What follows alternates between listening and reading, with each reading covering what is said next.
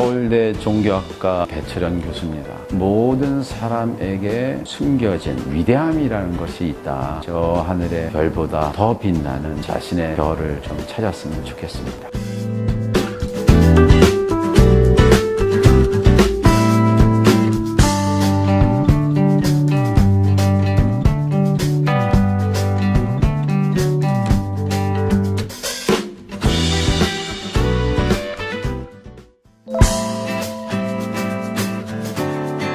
인간이라고 하면 보통 자기 주신 환경에서 사는 사람으로 알고 있는데, 저는 인간에게는 자기도 모르는 위대함이라는 것이 있다. 그 위대함을 발현할 때 비로소 인간다운 인간이 된다. 각각 사람마다 갖고 있는 숨겨진 보물이 있어요.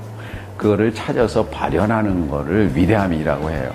근데 위대함이라는 것이 내가 상대방보다 비교해서 더 낫다, 이게 위대함이 아니에요.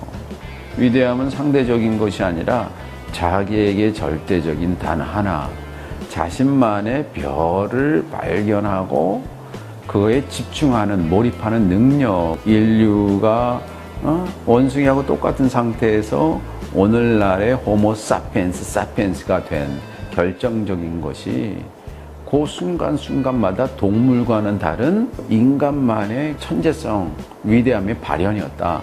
그 위대함을 발견하기 위해서는 자기 삶에 분명한 목적지가 있어야 돼요. 마라토너들이 피니시 라인까지 갈 수 있는 이유는 목적지가 있기 때문에 그걸 건너가는 거거든요.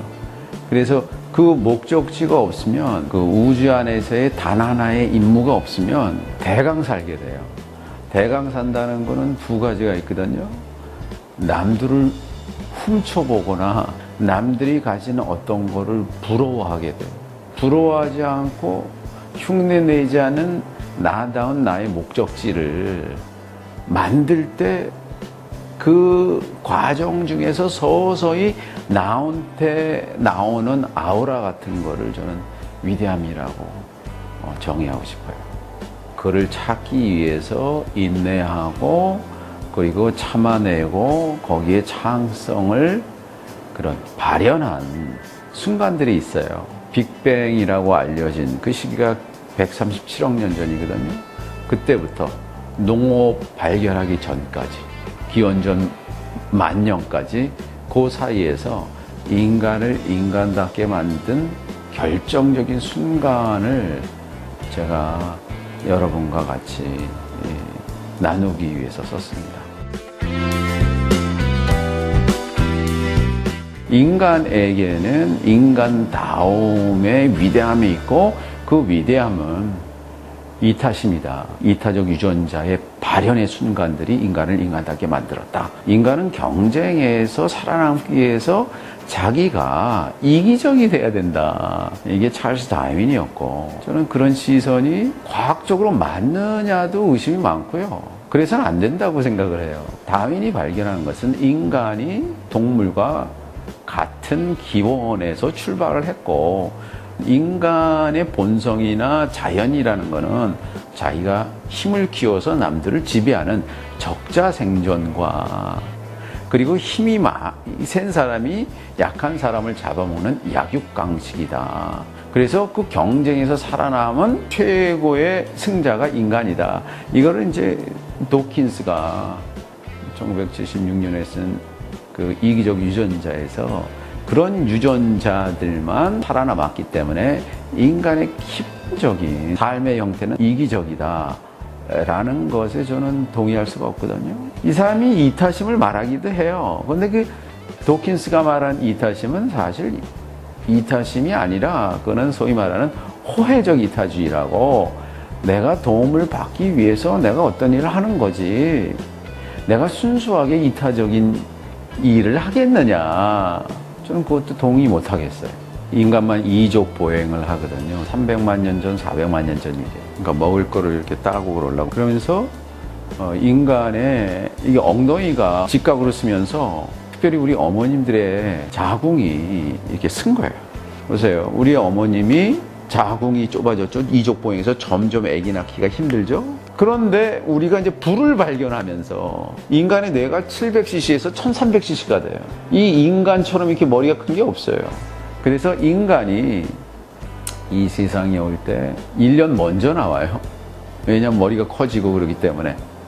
그래서 다른 동물들은 태어나자마자 아주 걷기도 하고 뛰기도 하거든요. 30분 있다. 걷는데 얼마나 걸려요, 인간이? 한 1년 걸리죠. 누군가가 나한테 계속 먹을 걸 주고 24시간 케어를 하지 않으면 인간은 하루도 못 살아요. 그러니까 내가 태어났는데 내가 모르는 존재가 나를 위해서 목숨을 바치는 거예요. 이게 이제 어머님의 사랑으로 표현되는 이타심.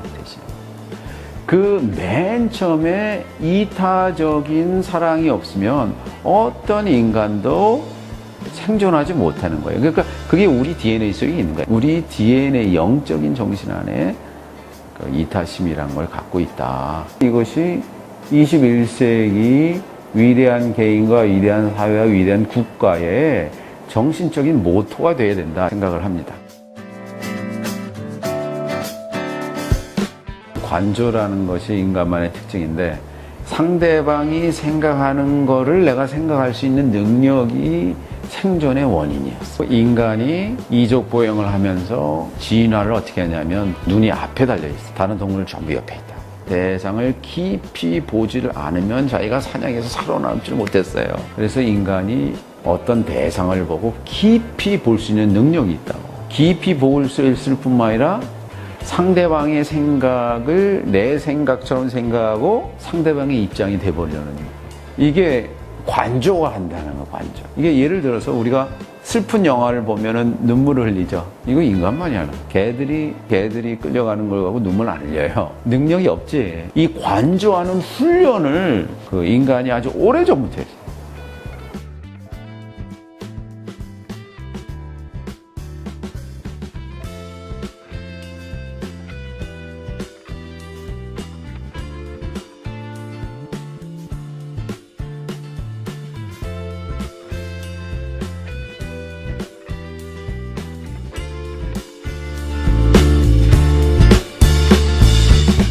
의례라는 것이 인생에서 상당히 중요하다고. 의례라는 거는 한 단계에서 다음 단계로 갈 때 오래된 자기를 죽이는 연습하는 거예요. 자신을 새롭게 태우기 위한 그런 바람이 거기 들어갔죠. 예를 들어서 초등학교 입학식 같은 거, 결혼할 때 결혼식 하는 거, 죽을 때 그냥 죽는 걸 객사라고 그러고, 온전히 죽기 위해서는 장례식을 치러야 돼요. 이런 게 전부 의례예요, 의례. 그냥 우리가 그냥 막 밥 먹죠. 식사가 최고의 의례지. 예전엔 날 걸 그냥 먹었어. 근데 상상을 해요. 그걸 갖고 와서 불에 구워서 부인하고 애들하고 같이 먹겠다. 동물들 그냥 먹잖아. 힘센 사람이 먹는 거예요. 근데 우리는 불을 발견하고 가족이란 걸 만들고 요리를 하고 기다려서 먹고 하루 종일 있었던 얘기를 하고 이런 것들이 전부 의례죠. 밥 먹는다는 거는 오늘 주어진 새 날을 새로 시작하겠다. 이것이 아침 의례라고 해요. 그래서 아침을 시작할 때 아무 생각 없이 정신없이 핸드폰 보고 시작하면 그날은 어저께하고 똑같이 살기 때문에 죽은 거나 마찬가지예요. 그러니까 과거는 항상 단절을 해야지만 시간과 장소가 새로워져요. 과거에 단절과 결별이 없는 사람은 그건 진부한 사람이에요. 그래서 그런 단절을 위한 그런 장치를 저는 이제 의례라고 말하는 거지. 우리가 왜 공부해요?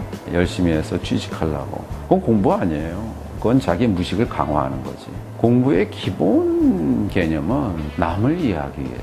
사람들은 그 자기가 태어난 극소수의 환경과 경험을 갖고 온 세계를 해석하려고 그래요. 그 안에서 갇혀서 자기가 보는 세계를 옳은 것으로 착각하기 시작을 해. 그걸로부터 벗어나기 위해서 우리가 공부를 하는 거거든, 학문을 하고.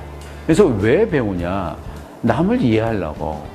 거기에 자비라는 것이 들어가고 사랑이라는 것도 들어가는 거예요. 가족의 이익이 내 이익이 되고, 조금 더 넓어지면 내 마을의 이익이 내 이익이 되고, 국가의 이익이 내 이익이 되고, 더 넓어지면 전 세계 사람들의 이익이 내 이익이 된 거예요. 그게 빌 게이츠가 아프리카 사람 죽어가는데 자기 전 재산을 바친 거예요. 인간의 정신세계가 확대돼야 되는 거를 그 노력을 배움이라고 그러고 그 마음을 사실은 자비라고 하는 거거든요. 근데 이게 확대되지 않고 자기만 생각하죠.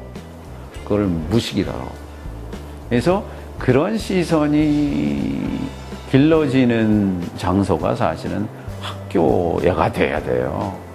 우리는 학교는 되게 취직 공부하지만